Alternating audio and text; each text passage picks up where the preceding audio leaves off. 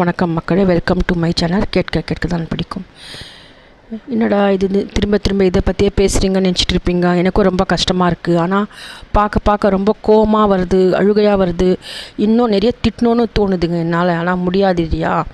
கடந்த ஆண்டு இஸ்ரோ எச்சரிக்கை கொடுத்துருக்காங்க இப்படியா நடக்கும்னு. ஆனால் இவங்க செஞ்ச அலட்சியத்தால் எவ்வளவு கிராமங்கள் மாயமாகி விட்டது.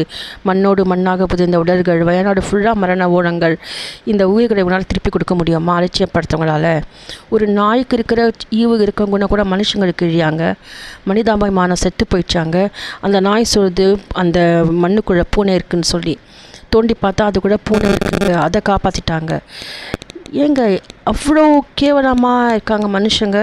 இவங்க தான் என் கையில் கிடைச்சாங்க வச்சுக்கோங்க, சாத்தணும். நான் சொல்கிறது கரெக்டாக இல்லையான்னு கருத்து பாக்ஸில் நீங்கள் உங்களுடைய கருத்தை எனக்கு சொல்லுங்கள். ரொம்ப கஷ்டமாக இருக்குங்க, ரொம்ப கஷ்டமாக இருக்குது. என்ன சொல்லணுன்னு தெரியல.